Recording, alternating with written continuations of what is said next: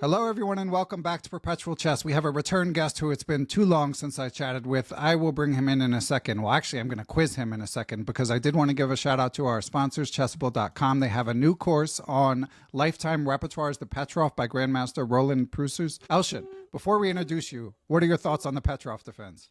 My thoughts on the Petrov defense. You know, in 2022, I had a very bad U.S. championship, and that's a little bit of a tragic story. Should I share it? That's on my outline. We're going to be talking about that, but let's hear the Petrov take, and we'll return. Go on. The only time I played in my life, I lost in 10 moves to Dominguez, and it was U.S. championship. And the only reason I played it, I had some preparation, but the only reason I played Petrov was that one of my coaches from past, Konstantin Landa, who was a Petrov expert, died the same day. I kind of tried to play in his honor. I was not in a good headspace. I couldn't talk to my parents for 5 days. It was the uprising in Iran. Anyways, it was a very strange and bad time, and this was like a nail in the coffin. Mm-hmm. So I played Petrov. I lost in 10 moves, and it wasn't a good day in my life. So okay, so don't be like Elshan, listeners. So know your repertoire. So get the course, know your repertoire, and then play. Just don't show up and play it. Okay, excellent shilling, Elshan. Really appreciate it. And yes, the Petrov obviously tried and true, but sorry to bring up a bad memory. And we will return to that topic. But first, let's give him a proper introduction. So our guest is the 2001 Iranian champion, an acclaimed coach and author. He also moonlights as an award-winning chess journalist. So I interviewed him back in episode 58, 2018, where he talked about coming up as a young player in Iran, where he rose rapidly through the ranks, even though chess was banned at times in Iran during his childhood. Around 2012, he came to the U.S. to study and play chess for Texas Tech University, and he's now a full-time trainer based in North Carolina, but he still manages to compete. In fact, he's won something like 25 tournaments, including the 2022 U.S. Open co-champion, Washington International 2016, Charlotte Open 2018. He's coaching, he's writing, he's doing it all, and I am pleased to welcome back to the program Grandmaster Elshan Moradiabadi. Welcome, Elshan. Hey, man, thanks for having me. I would like to say hi to all of the listeners and people who watch this beautiful podcast, and I'm glad to be here. We can share some, or maybe generate some insights together. Yeah, I think we can. And listeners, Elshan has a hard-won reputation of being one of the true nice GMs in chess. So, Elshan, don't mess it up here. Don't go rogue. All right, I'll do my best. Okay, thanks. So, Elshan, I actually wanted to start with something rather philosophical. I know on your Facebook and Instagram pages, you're often quoting philosophers. And on July 20th, you wrote about International Chess Day, which I don't know about you, Elshan, but I feel like it's International Chess Day like 4 times a year. I always feel like I'm not keeping track of it, but all of a sudden people will be posting Happy International Chess Day all over social media. But I found this post and it resonated with me. So you wrote, Happy International Chess Day. I want to thank chess and the chess community for all that is given me and all that it has taken from me. No relationship comes without trade-offs. Nevertheless, had I gone back in time and had been given a redo, I would still have chosen chess, although I know I couldn't have become an elite player. And then as a token of your appreciation, you show a tactic from a game in St. Louis. But I would love to hear you expound on that, Elshan, because even those of us who are not grandmasters, I think, can relate to what it gives and what it takes. Okay, well, which parts of my point you want me to start with? The things it gives me or the things it takes from me? Let's start with gives. Gives. Well, the very first thing is that all my life I struggled with one thing, and that is, what do I like to actually do? I can be dedicated to it without someone asking me to do it for the sake of financial security or anything. Just actually, I do it for myself. And I'm not being here too full of myself, but I'm a very talented guy. There are so many things I could pick up and get good at very quickly, but I didn't have the drive for them, including school. Like, I was in good school. I went to a magnet school in Iran, but I was not one of them. I was not a science-driven kind of a person, studying hard and all of that. So chess gave me a reason to work hard, because I always thought that I'm lazy, but for the most part, it was that I just didn't like other things. So it helped me with not feeling lazy a lot. And of course, it helps with your brain and your cognitive growth. And that's another thing, the chance to travel, the chance to leave Iran. For me, because I think I was always a misfit in that culture. So those are the things it gives me personally, and I think in general it gives everyone to the chance to develop their cognitive abilities. I think these are the very foundations and fundamentals of what chess can give to me and everyone. Yeah, well said. And I think that, again, even people who have not achieved near what you have in chess, which is most of us, I think that there is something where we see the value of self-direction. And maybe, as you say, maybe in school, they're teaching us things, and if we applied ourselves, we could learn it, but we're not that interested in what they're teaching. And to find something that captivates us, and as you say, that we can pursue on our own, is a beautiful gift. But it doesn't come without cost, as your post alluded to. So what are the things that you feel that chess has taken away?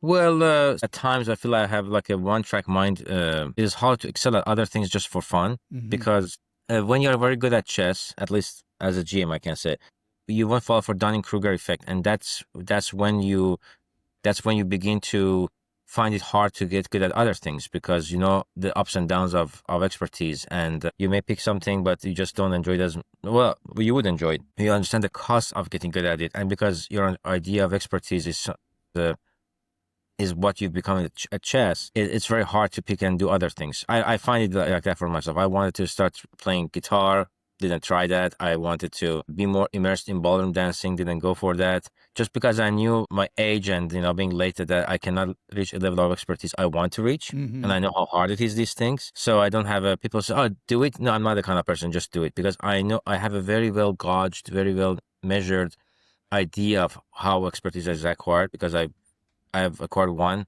in my life, and that's like the very very high level of it. I understand is how hard it is to try other things. And for some may not be a problem that they could do it for fun. I just cannot, because I feel like I have to reach a certain level if I'm picking up something. And that was the biggest drawback for me. At school, at doing other things, it was very hard. That makes sense. Yeah. And how far do you typically make it? Like you mentioned guitar and ballroom dancing. Were you taking classes for weeks, months, years? Ballroom dancing month, I never touched the guitar, actually. I Oh, didn't even okay. try. Me either. Ballroom dancing a few months. Yeah, I might try again in the near future. So really, like since I was a kid, in Iran, we didn't have much of a, like I was, my childhood would be 90s, and because of at the time internet was not that developed in Iran, didn't know much about the pop culture of my age. So a lot of things were coming from the 40s, 50s, 60s. 70s and even 80s music and trends in the US. So I got exposed to tap dancing and ballroom dancing because of the videos I could watch. Okay.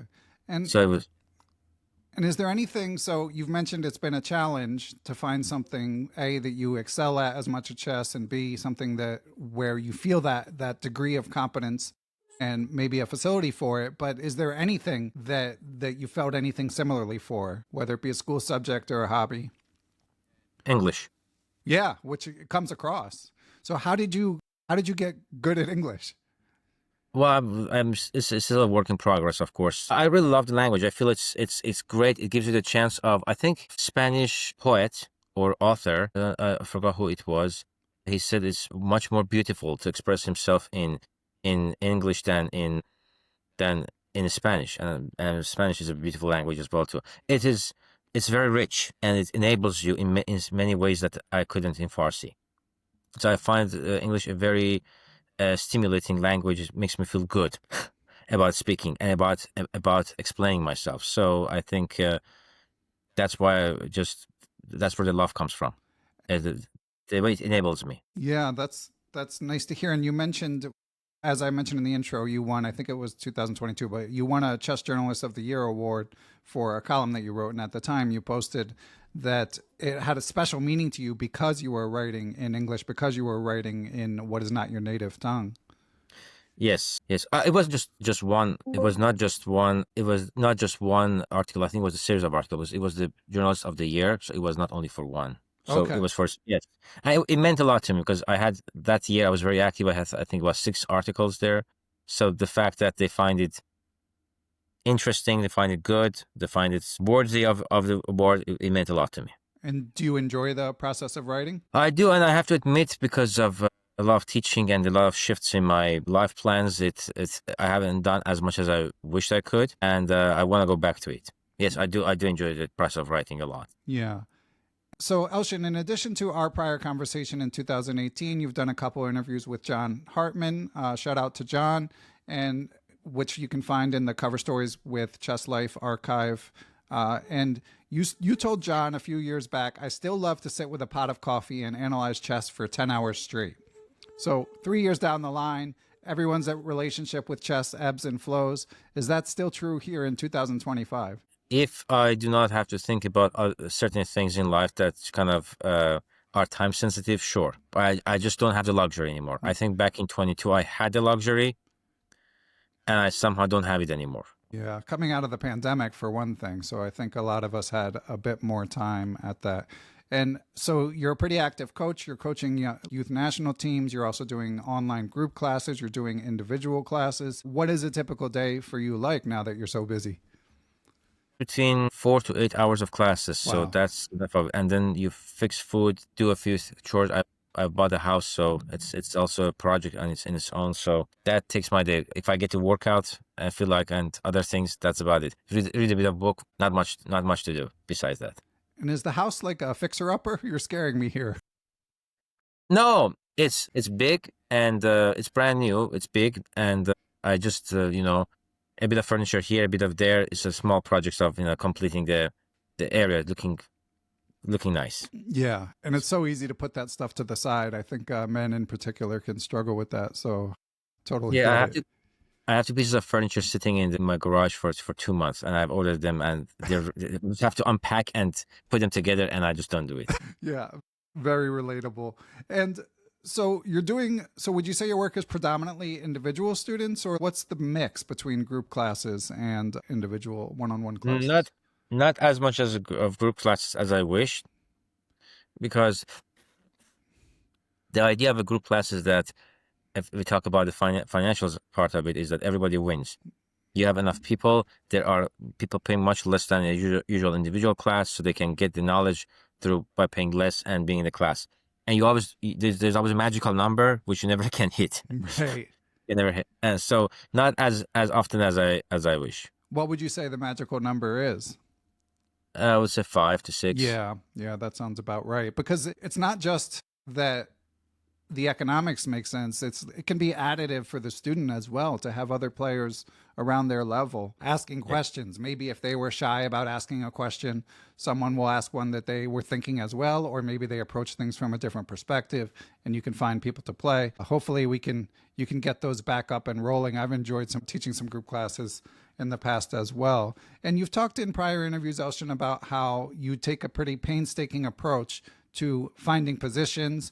This comes across in your book as well. Are you still in your busy life going through Grandmaster games every day looking for fresh positions?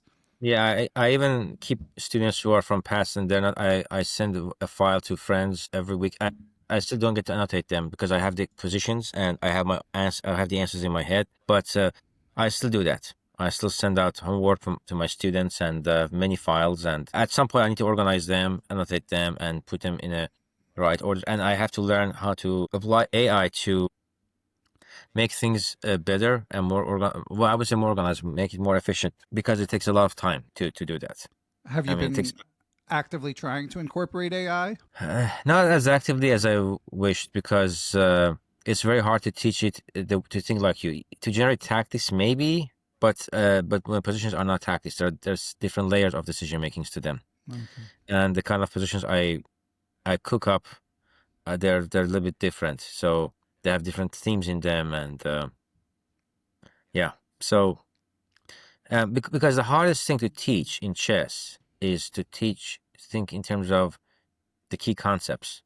Everybody can learn to do brute force calculation to some extent, but if they don't know it's there in early stages of their thought process, they wouldn't even consider it in their games.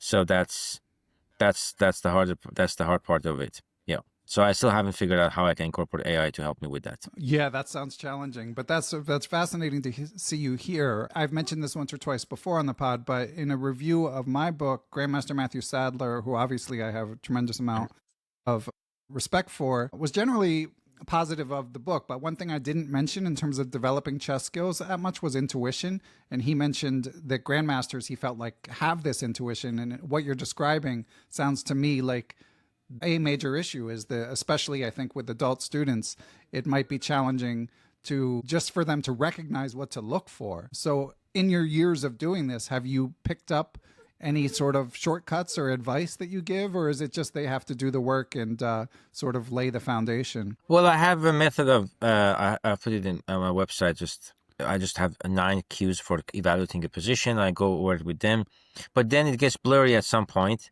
After a certain level, let's say 1800, 1900, becomes a little bit harder to apply that. The position becomes more complex, more dynamic, and just thinking in terms of those 9 cues wouldn't do the justice to some situations. So after a certain level, I just say, okay, forget about it. Now we have to a little bit go to a different direction. Yeah, developing that kind of an intuition, it takes time, and some people just don't have it. Yeah, it's that's the biggest it's challenge for sure. Yeah, some people just don't have it. Well, when I say some people don't have it, some people have less of it. Some people just don't have it.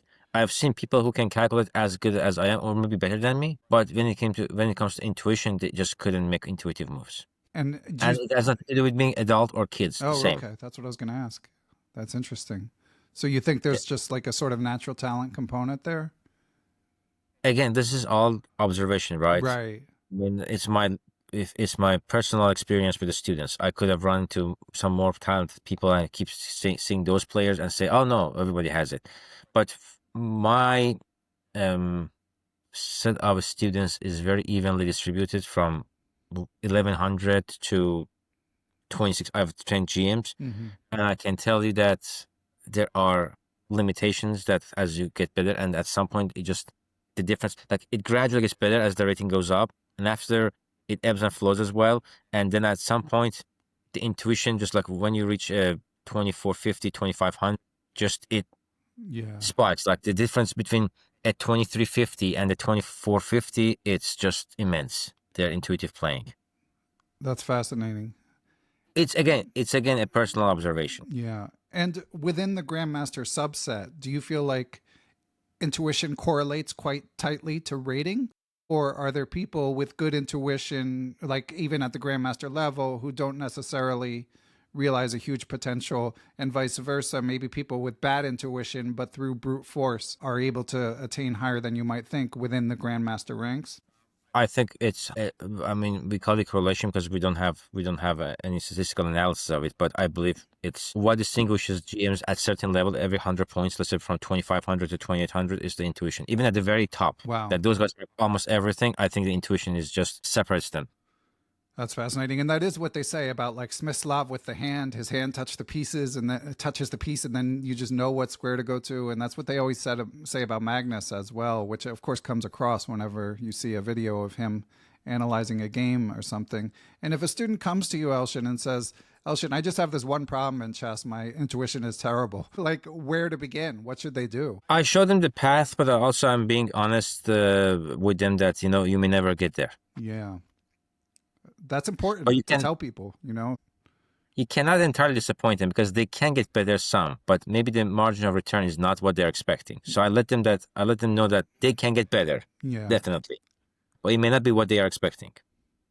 Yeah, that's good to know. And it doesn't mean that it's not worthwhile to pursue it, but it's just good to have realistic expectations. Like sometimes people come and want tailored classes, like tailored to their needs, and like coming to a lecture every class. And I said, that's not how it works because I don't know what your brain is doing that day.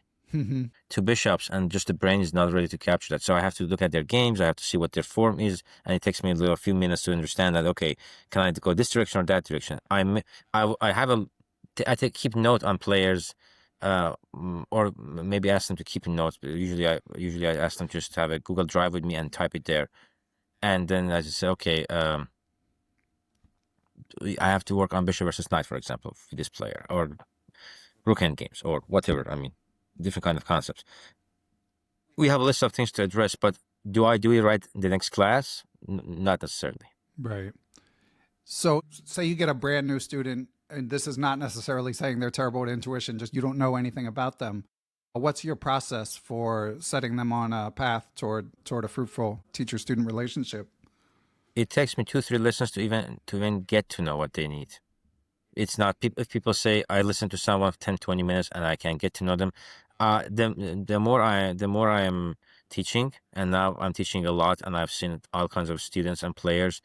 I need a few sessions to first to even know. I mean, I can understand the core needs right in the first session, but the details of it and how one should navigate their needs for improving their intuition or working on their calculation, all of that, I need to see. I need to listen to them talking more about their games, because the games themselves doesn't say as much. Mm-hmm.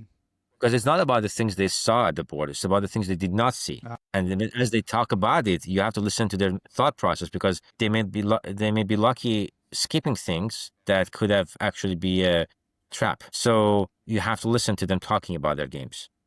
That's fascinating. And is it okay for them to send you notes, or is it more helpful if they're actually talking through it? Well, with all the students I have, I really don't have time to read, so that's why I have to actively listen in the class. Right.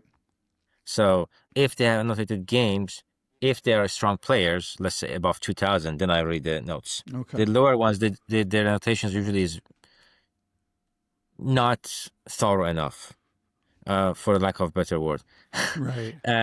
And usually you can. So those I try to teach them how to do those things. So, but I also look at the games, get an idea. Let's say what is it, but I only read the annotations of like high-rated players. Okay.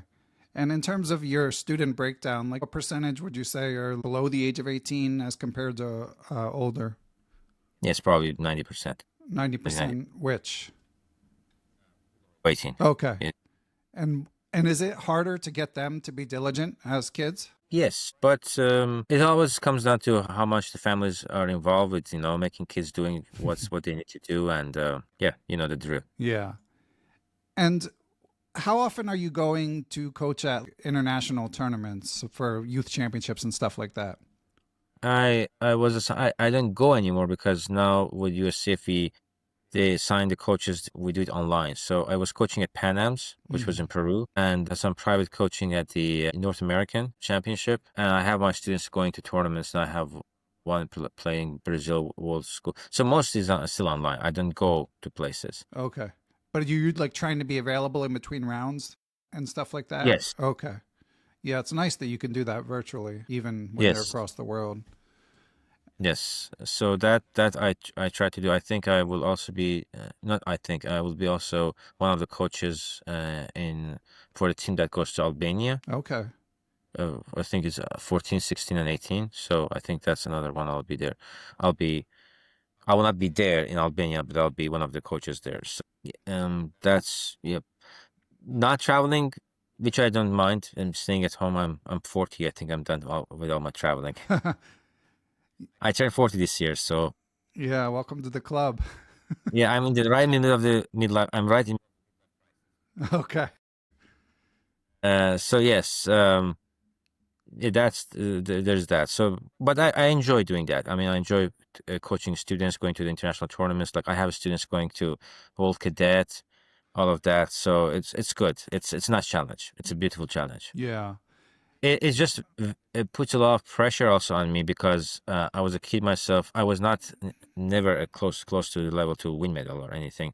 Maybe 2000, sorry, 99, sorry, in 2000 and 2001 I was, which because I didn't have any coach or anything, it went really bad, really wrong direction for me. But I want to make sure the kids are having still fun, because the kids are kids. Yeah. They must have fun. And that's one of the challenges for me while being competitive, because I think some of my personal things like anxiety comes from that age. Okay. I would go to a tournament. There was no developed internet in Iran, so I couldn't talk to my parents for days. Or sometimes for 10 days, I wouldn't talk to my parents. And they wouldn't be with me there. There was no coach. Somebody was just assigned to take us to the tournament. And some the coaches had only interest in the ones who had the chance to win a medal. So I would be alone for like 10, 15 days in a different country and playing. And that built a lot of stress within me, a lot of anxiety within me. And I really care about kids not okay, now the parents are there. There's a head of delegations there. There's a support group, not comparable. But because I went through that, I want to make sure that the kids don't experience what I experienced with the pressure of the tournament. Yeah, that's really important. And I'm sure, do you see parents who you feel like push kids too hard? They don't push. I was lucky not to, I have to say, because I don't know how I was reacted to that. But there are parents who treat kids, they forget they are kids and they're not adults, and they treat them like adults. And a lot of time kids want to pretend that they think like adults, but they don't. And this is the part that we have to understand. Yeah. We have to become kids and go to their world. They cannot come to our world. That's well said. As a dad, that really resonates. My older kid is 12, and now he's old enough where he can be like tremendously insightful about random topics and make very trenchant observations that make you forget that he's 12 and he's totally undeveloped emotionally and might know nothing about something else. So and in the chess realm, someone like Elizabeth Spiegel has talked about how the beauty of chess is it gives kids autonomy and teaches them that adults don't know everything, which is a good thing in my mind to know. But there are also limits to that where it can go too far. They can think they know too much and they cannot know how to process things. So it's good that they have an empathetic coach like you. I'm trying again. It's all my own life experience. I had very good parents. They just didn't have the experience of how to deal with a chess player, because I was first generation, as you mentioned. Before me, there was no chess. There was no scholastic chess. Yeah. It all began with my generation in Iran. Yeah, and again, for listeners who have not heard mine and John Hartman's interviews, Elshan, you wouldn't guess necessarily, but very Soviet chess upbringing with some top trainers. And then there's a period where chess was banned while you're growing up, just like an amazing set of circumstances to live through. So definitely recommend listeners read up on Elshan's background. And so, Elshan, I saw you in February at the World Amateur Team East. Neither of us play super often. In fact, that was my last tournament. But I see that you've played a few since then, although one was a blitz tournament. What's going on with your chess game? Oh, it's horrible, and I'm at peace with it. I just can't, I think, handle it right now. Just my mind sitting there. I think I am motivated to play one game. I wish we had league games in the US, which we don't. Yeah. I think I go to the tournament, I play a couple of games. I just I don't want to play anymore. Yeah. And because the condition, you just have to finish tournament, and then I start losing games or lose a game or whatever. I cannot enjoy the game anymore. I think I just have enough in me, not just in terms of energy, just in terms of enjoying the game. Sit there, play a couple of games, be done. Let's say one game Saturday night, one game Sunday morning. That's about I can motivate to play chess right now. Yeah, that makes sense. And again, going through your Facebook page, I had a feeling you were going to say something like that because the love-hate aspect comes across very much. But there also becomes a point where you just, the acceptance stage where you've accomplished an incredible amount and, you don't owe chess anything in terms of OTB play. But do you still get pulled in? Do you still think you'll end up playing some weekend tournaments and stuff like that? I very much doubt at least for a foreseeable future to play chess because I want to play. The only reason I want to play is that to have a sense of how competition is, so I can give feedback to my students. I don't play for any other reason. Yeah. I mean, playing chess is a pure loss of money for me. Yeah. Because I could just do other things. And besides, I work every day, so I need some days off. So it's not bad if I don't play and I don't get to train, but I don't see myself motivating myself sitting at the board. Yeah. Understand. So I don't think I will play in a foreseeable future. Okay. Yeah, totally understandable. Blitz or rapid, if it happens, maybe I play, but that's about it. Yeah. And when I did see Elshan at the World Amateurs, this big team tournament, it was because he was playing with some of your students, right? Yes, I was playing with my son students. Yeah. Yes. How was that experience? We play against your team. Yeah, that's right. Yes. Yeah. Well, it's amateur tournament, and it's not rated. So, I mean, it's USCF rated, but it's not like FIDE rated or a serious tournaments. It was fun. I think it motivates some of the kids. It motivated them enough with there were kids from the International Chess Academy in New Jersey, and they have progress since then well enough that I cannot have the same team this next year. So that's a good sign, I That is think. good. Yeah. Yeah. That means their Yes. average rating would be, with Elshan, would be over 2,200. Yes. So now I think that's a good thing. So we'll see about next year. But that's good. So that was a good experience. See people enjoying chess. They're Yeah. there, they're so excited, and they're like, and for me, just I walk to the game and just win the game back. So it was funny. And Elshan, bringing it back to the 2022 U.S. Championship, because I did have that in my outline. If I know it was the tournament didn't go the way you wanted, I wasn't aware. I could have realized, but I wasn't aware that the Iranian uprising was going on during the tournament. That's got to be incredibly stressful. But how do you reflect on the experience of because you tried to get in by playing the U.S. Open, tied for first, won a spot in the U.S. Open, and then the result didn't go the way you wanted. How do you reflect on that? Well, it was a very hard time because I contracted COVID before the Oh, tournament. I geez. only got I was bedridden 15 days. Like I couldn't get out of bed for 15 days, and I was tested negative the day I was flying to St. Louis. And when you test negative, doesn't mean that it leaves your body. Nowadays, we know that even if the test comes negative, that means that you are not contagious. So that doesn't mean you're not sick. Right. So I played the whole tournament and nobody got sick. So that means that I was not contagious. So, Right. but I was having fever the whole tournament, and then Jeez. this happened in Iran and a few other things. So it was a very, very, very bad time. Yeah. Yeah. It's hard enough playing those monsters when you're in perfect health.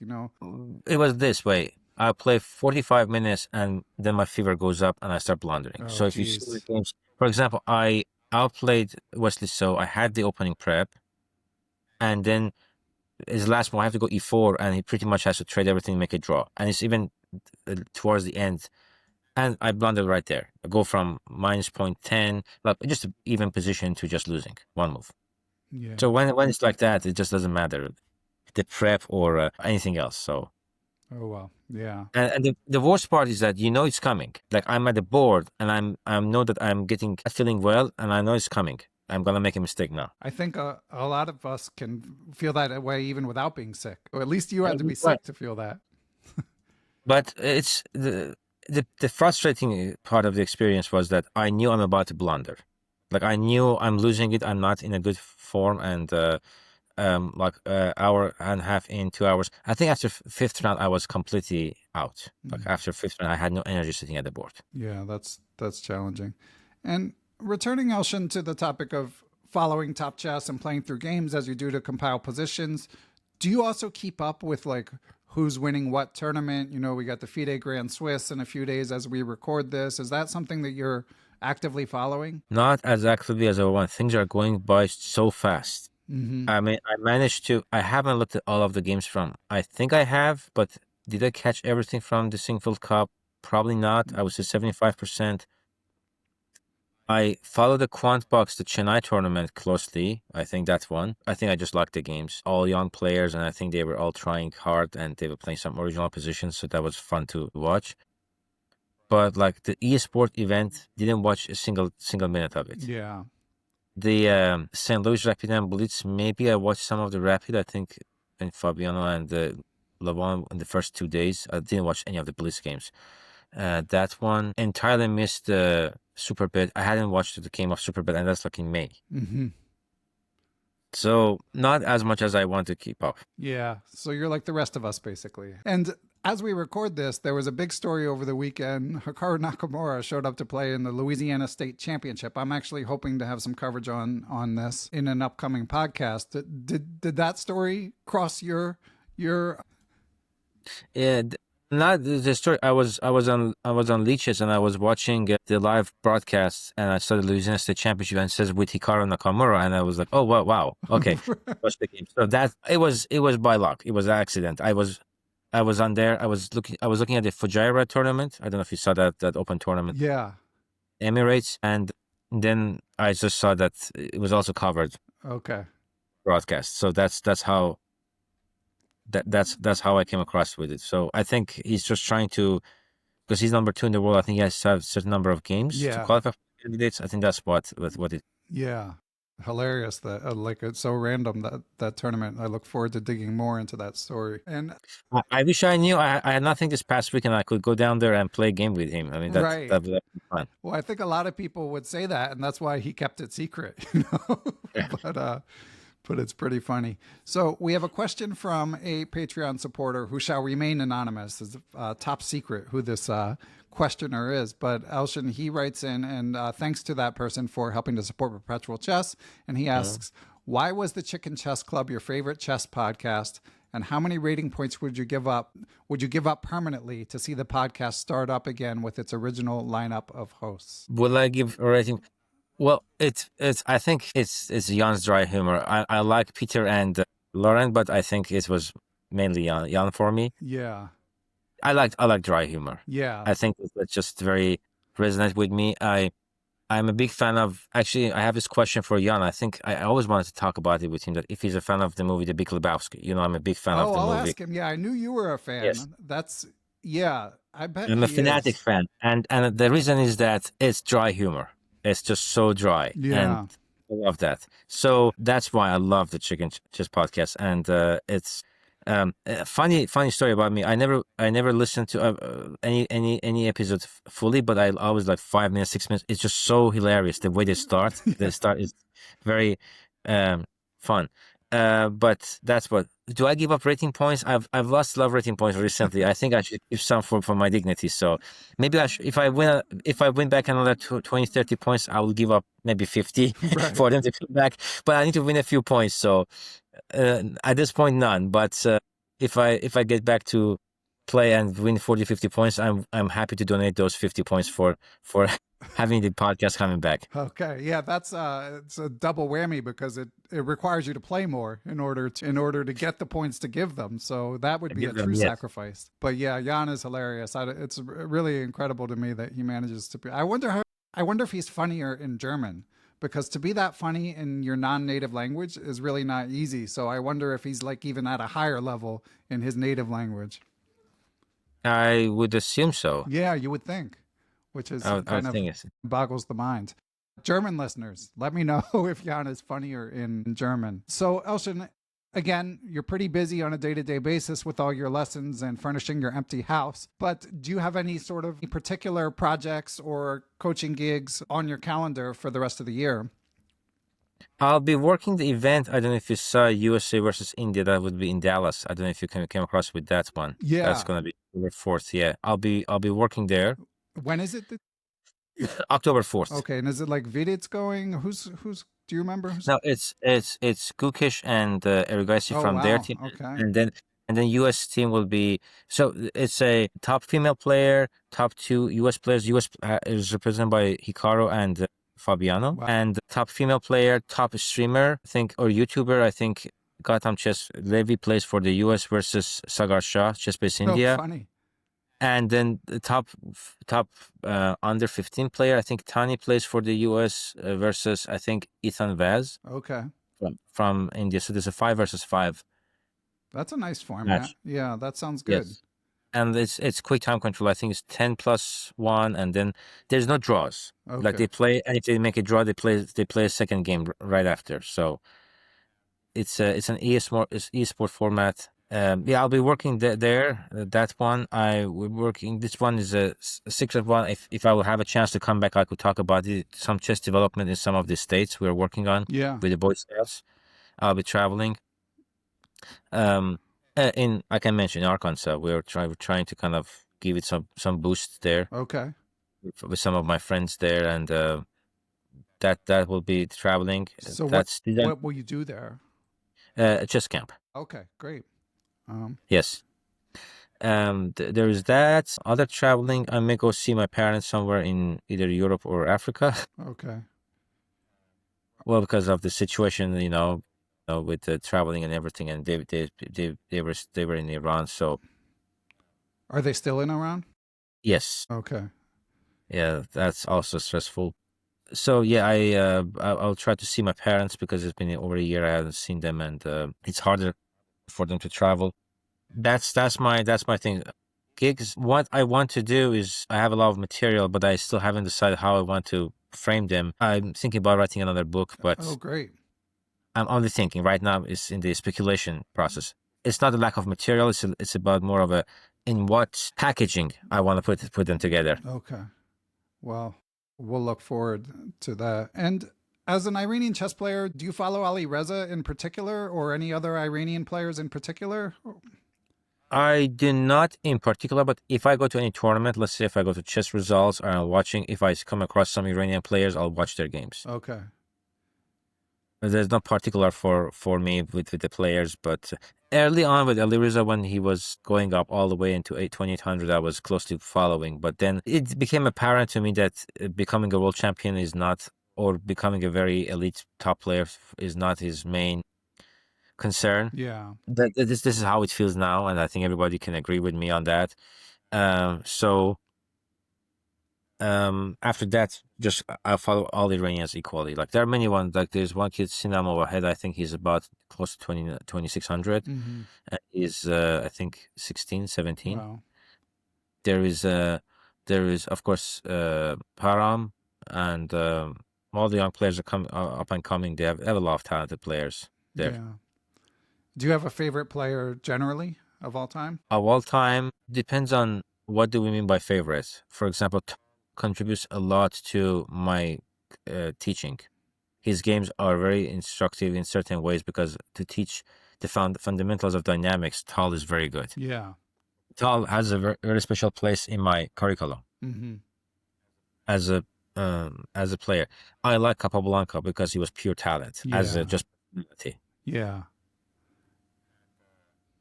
And I like to talk about Fischer because of being professional, what it means to be professional, because he was the true, maybe the second true, maybe third true professional after Alyoshin and Botvinnik, probably, but real professional. Of course, all the Soviet grandmasters were kind of professional, but like taking care of his physiques, his physical endurance, working on things. So it was impressive for me, Fischer, that way. So I cannot say really all-time favorite. Of course, Magnus is such a complete player that if I want to watch someone's games, I will just go and he has many games and I always enjoyed it. Oh, so good, so consistent, so many good. So yeah, makes sense. And what about chess? Well, I know you read a lot of philosophy. That comes across again on your Facebook. But are you keeping up with any chess books? Recently, I read a bit of Gelfan's book. I think was it the technical or the positional play one? That was interesting for the young players. Yeah.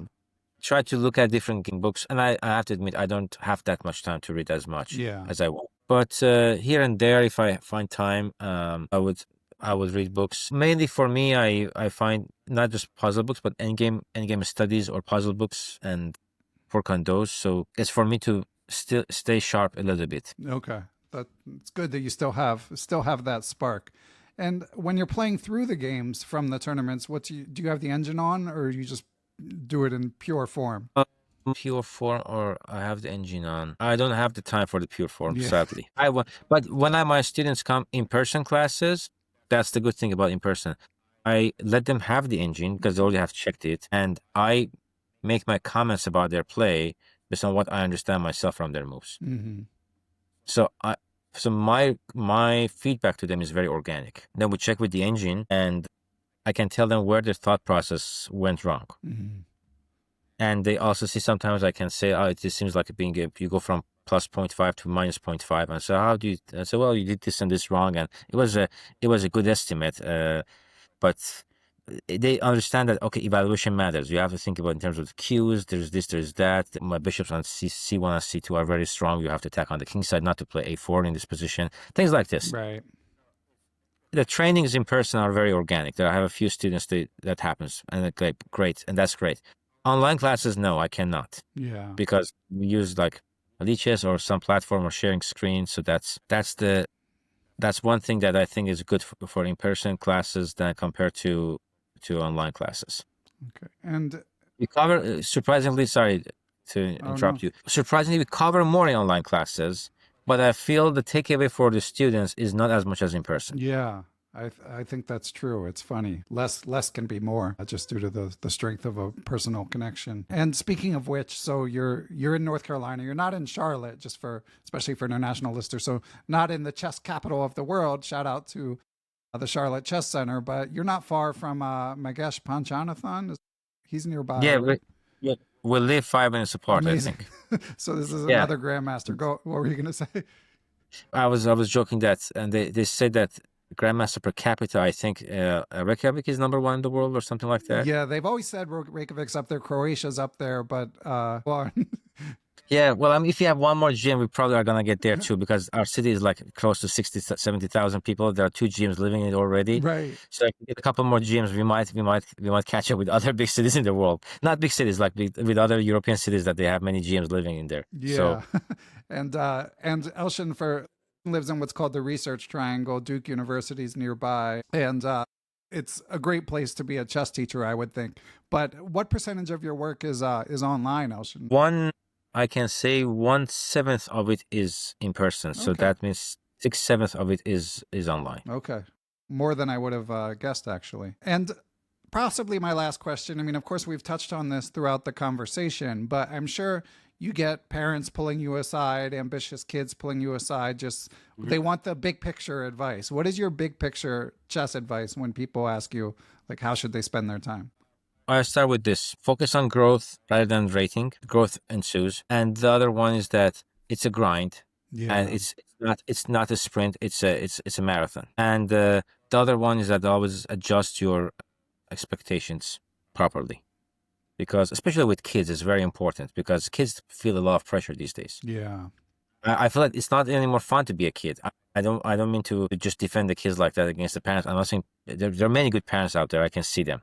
Just it's a lot of pressure, I think, on the kids with the whether it's a social that is not within my expertise to comment on. But I don't think the kids are having fun. For Yeah. me, being a chess player as a kid was fun, and that aspect never went away until I was just like, okay, I'm too old playing chess, or I'm not having the chance to train. I'm a chess coach, but that aspect never went away.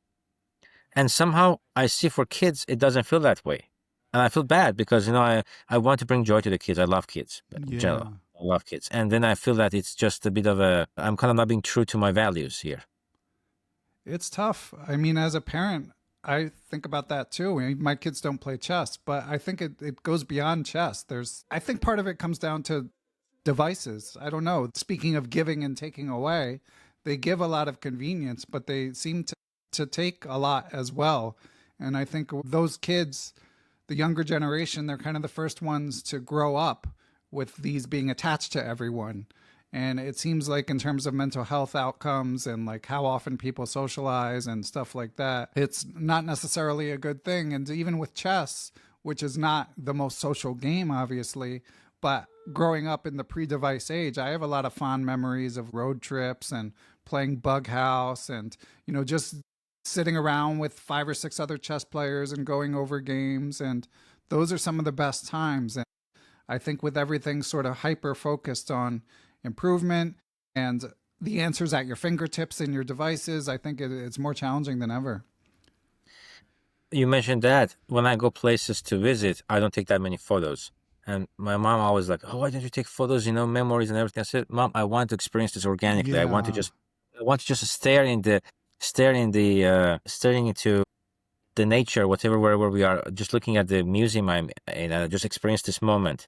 And my joke is that I play a little bit, kind of a pawn between what Nietzsche said and that staring at my cell phone is like staring at the abyss, and it will stare back at me. So Right.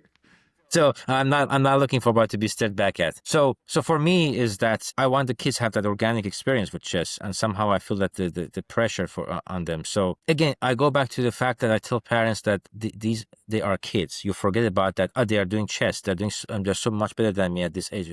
In many ways, and I refer to them. I never do that, but thanks you bring this one up. I would like to mention this. Everyone has watched Searching for Bobby Fischer, Yeah. and there's a scene in the movie that the actor who plays Josh's dad gets into a conflict with one of his teachers. I don't know if you I recall that remember, scene. yeah. And he goes by saying that he's better than you and me than we can ever be at anything. Yeah.